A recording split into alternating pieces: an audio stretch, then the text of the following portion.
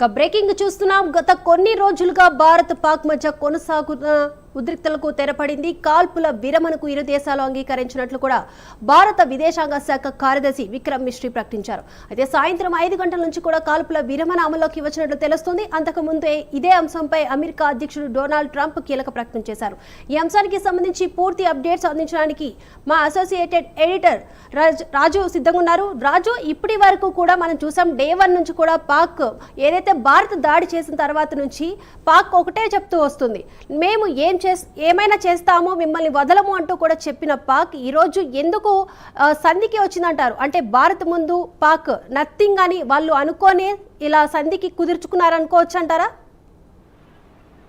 ఖచ్చితంగా దీపిక, వాస్తవంగా అయితే ఇప్పుడు నిజంగా పాకిస్తాన్కి చాలా మేలు జరిగిందని చెప్పుకోవచ్చు. ఎందుకంటే భారత్ తోటి ఈ సీజ్ ఫైర్ ఒప్పందానికి అంగీకరించడం ఏదైతే ఉందో దీనివల్ల పాకిస్తాన్కే మంచి జరిగినటువంటి పరిస్థితి. ఎందుకంటే ఇప్పటి వరకు కూడా భారీ ఎత్తున కవ్వింపు చర్యలు చేపట్టడం కావచ్చు, అంతేకాకుండా ఇంతకుముందు మనం మాట్లాడుకున్నట్టు ఏదైతే భారీ ఎత్తున భారత్కి సంబంధించినటువంటి నివాసాల మీద, అంతేకాకుండా సివిలియన్స్ మీదని టార్గెట్ చేసుకొని దాడి చేసినటువంటి పరిస్థితి. అయితే ఇవాళ భారత్ ఏం చేసిందంటే దాదాపు 7 చోట్ల ఆ దేశానికి సంబంధించినటువంటి సైనిక స్థావరాలు, ఎయిర్ డిఫెన్స్కి సంబంధించినటువంటి స్థావరాలు ఏవైతుంటాయో వీటిని అటాక్ చేసింది.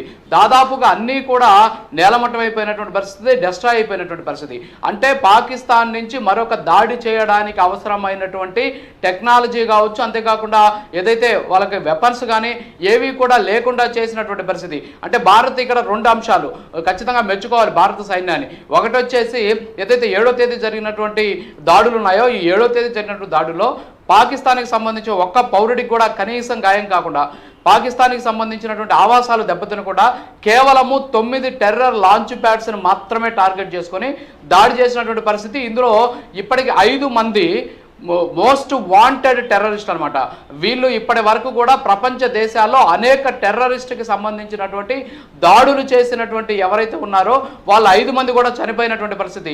చివరికి కాందహార్కి సంబంధించినటువంటి ఏదైతే విమానాన్ని హైజాక్ చేసినటువంటి అతను కూడా చనిపోయినటువంటి పరిస్థితి. సో ఈ విధంగా కేవలం టెర్రరిస్ట్ లాంచ్ ప్యాడ్స్ని మాత్రమే మనం టార్గెట్ చేసుకొని కొట్టాం. అయితే పాకిస్తాన్ మాత్రం తమ దేశానికి ఏదో జరిగిపోతుందని చెప్పేసి మన దేశానికి సంబంధించినటువంటి పౌరుల మీద దాడి చేసింది, పౌరులకు సంబంధించినటువంటి నివాసాల మీద దాడి చేసి చాలా మందిని పొట్టన పెట్టుకునేటటువంటి ప్రయత్నం చేసింది.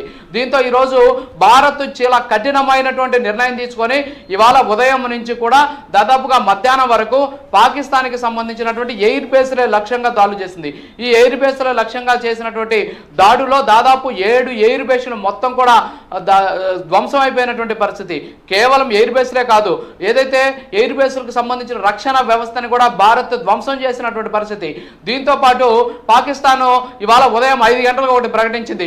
ఏం ప్రకటించింది అంటే ఆ దేశానికి సంబంధించినటువంటి ఒక అత్యున్నతమైనటువంటి సెక్యూరిటీ సమావేశాన్ని ఏర్పాటు చేస్తాం, అణ్వస్త్రాలు వాడడానికి అవసరమైనటువంటి చర్యలు తీసుకుంటామని చెప్పేసి ఆ దేశ ప్రధాని ఆ మీటింగ్ని కాల్ఫర్ చేయాలని చెప్పేసి ఆదేశాలు ఇచ్చారు. అయితే కట్ చేస్తే కరెక్ట్గా మధ్యాహ్నం నాకు తెలిసి 11 గంటల సమయానికి మళ్ళీ ఆ దేశానికి సంబంధించినటువంటి విదేశాంగ మంత్రి అలాంటిది ఏమీ లేదు, మేము అలాంటి ఏమీ చెయ్యట్లేదు, చర్చలు జరుగుతున్నాయని చెప్పేసి ఆయన ప్రకటించినటువంటి పరిస్థితి. అంటే ఒక రకంగా చెప్పాలంటే భారత్ను భయపెట్టాలని చూసింది, కానీ భారత్ పాకిస్తాన్ అంతు చూసింది.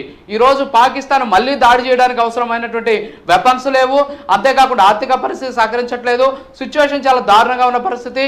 దేశంలోని అంతర్గతమైనటువంటి విభేదాలు ఉన్నాయి, అలాగే ప్రచ్ఛన్న యుద్ధం జరుగుతోంది, బలూచిస్తాన్ దాడులు చేస్తోంది. ఈ సందర్భంలో ఇండియాతో కానీ దాడి చేస్తే ఖచ్చితంగా పాకిస్తాన్ ప్రధానమంత్రి షహబాజ్ షరీఫ్ కావచ్చు, అలాగే ఆర్మీ చీఫ్ అసీం మునీర్ ఎవరైతే ఉన్నారో వీళ్ళిద్దరూ కూడా పిరికి పందలాగా మారుతారని చెప్పేసి చెప్పిన పరిస్థితి.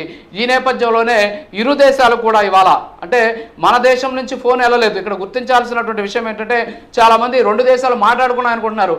కాదు, ఇక్కడ జరిగింది ఏంటంటే పాకిస్తాన్కి చెందినటువంటి ఎవరైతే director general of military operations, వీళ్ళనే డీజీఎంఓ అంటాం. సో ఆ డీజీఎంఓ నుంచి మన డీజీఎంఓ అంటే భారతదేశానికి సంబంధించినటువంటి ఈ మిలిటరీకి సంబంధించినటువంటి ఏదైతే director general of military operations Rajiv Ghai, so ఆయనకి ఫోన్ చేసి మేము ఈ యుద్ధాన్ని ఆపాలనుకుంటున్నాము, మాకు ఇక ఖచ్చితంగా మీరు ఈ ఒప్పందానికి రండి అని చెప్పేసి మాట్లాడిన తర్వాత అప్పుడు ఇవాళ మధ్యాహ్నం ప్రధానమంత్రి 3 త్రివిధ దళాలతో ఆయన భేటీ అయ్యారు.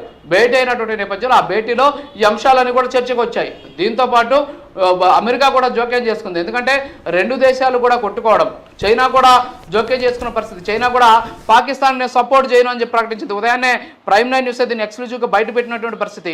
చైనా కూడా చెప్పడం జరిగింది, ఎట్టి పరిస్థితుల్లో కూడా పాకిస్తాన్కి నేను సపోర్ట్ చేయను అని చెప్పేసి చెప్పినటువంటి ఇష్యూ. సో దీంతో ఎట్టి పరిస్థితుల్లో కూడా పాకిస్తాన్ భయపడింది, చైనా సాయం చేయట్లేదు, టర్కీ నుంచి వచ్చేటటువంటి ఏ వెపర్ అయినా సరే భారత్ పేల్చేస్తోంది. దీంతో ఏం చేయాలో తెలియనటువంటి పరిస్థితి.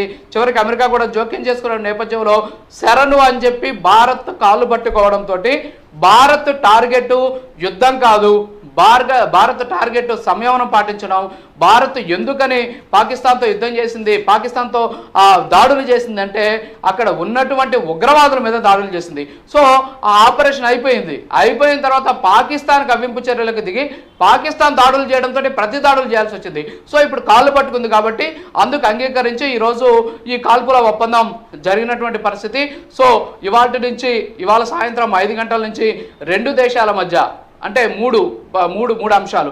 ఒకటి వచ్చేసి గగనం, అంటే ఆకాశం నుంచి జరిగేటటువంటి ఏదైతే మనం అంటే ఈ ఎయిర్ ఫోర్స్కి సంబంధించినటువంటి దాడులు కావచ్చు, సముద్రయానానికి సంబంధించి అంటే నేవీకి సంబంధించినటువంటి దాడులు కావచ్చు, అలాగే ఆర్టిలరీ అదే మిలిటరీకి సంబంధించి సైనికులు భూభాగం నుంచి కాల్చేటటువంటి కాల్పులు కావచ్చు. సో ఈ మూడింటిని కూడా ఇవాళ సాయంత్రం 5 గంటల నుంచి ఆపేస్తున్నట్టు ఇరు దేశాలు కూడా అంగీకరించినటువంటి పరిస్థితి. అయితే ఈ నెల 12వ తేదీన రెండు దేశాలకు సంబంధించినటువంటి ఈ డీజీఎంఓలు శాంతి చర్చలు జరుపుతారు. శాంతి చర్చలు జరిపేటువంటి సందర్భంలో భారత్ అనేక డిమాండ్స్ పెట్టేటటువంటి అవకాశాలు ఉన్నాయి. ఏంటి అంటే ఎస్పెషల్లీ ఈ ఉగ్రవాద సంస్థలు ఏవైతే ఉన్నాయో వాటిని నిషేధించాలి, ఉగ్రవాదులు కొంతమందిని మాకు అప్పగించాలి, ఉగ్రవాద స్థావరాలకి అవకాశం కల్పించకూడదు, అలాగే పాకిస్తాన్ సీమాంతర ఉగ్రవాదాన్ని ప్రోత్సహించకూడదు. సో ఇవన్నీ కూడా ఓకే అన్న తర్వాత ఆల్రెడీ భారత్ కొన్ని నిర్ణయాలు తీసుకుంది. సింధు జలాల ఒప్పందాన్ని రద్దు చేసుకుని ఉంది. దీంతోపాటు ఆ దేశానికి సంబంధించినటువంటి దౌత్యపరమైనటువంటి అంశాలను రద్దు చేసుకుంది, వాణిజ్యపరమైనటువంటి అంశాలను రద్దు చేసుకుంది. సో వీటన్నిటిని కూడా ఆ తరువాత శాంతి చర్చలు సజావుగా సాగితే అప్పుడు వాటిని పునరుద్ధరించేటటువంటి అవకాశాలు ఉన్నాయి. సో ఏదేమైనప్పుడు కూడా ప్రస్తుతం రెండు దేశాల మధ్య ఇప్పుడు కాల్పులను విరమణ చేయడం అనేది నిజంగా ఆహ్వానించదగ్గ విషయం. ఎందుకంటే పాకిస్తాన్ బక్క చచ్చిపోయి మాకొద్దు ప్రభు అని చెప్పేసి శరణు వేడుకుంటూ భారత్ కాళ్ళ మీద పడడంతో ఈరోజు భారత్ క్షమించి వాళ్ళు చేసిన తప్పుని క్షమించి అప్పటికే ఆల్రెడీ చేయాల్సినటువంటి నష్టంతో కూడా పాకిస్తాన్కి జరిగిపోయింది. అసలు ఎయిర్ బేస్లన్నీ కూడా ధ్వంసం అయిన పరిస్థితి. వాస్తవంగా ఈరోజు ఒకవేళ ఈ చర్చలు కానీ జరగకుండా కానీ ఉంటే కనీసం వాళ్ళ వైపు నుంచి ఒక డ్రోన్ కూడా భారతదేశం వైపు వచ్చేటటువంటి పరిస్థితి లేదు. ఎందుకంటే లేవు, అక్కడ మొత్తం కూడా ధ్వంసం అయిపోయినటువంటి పరిస్థితి.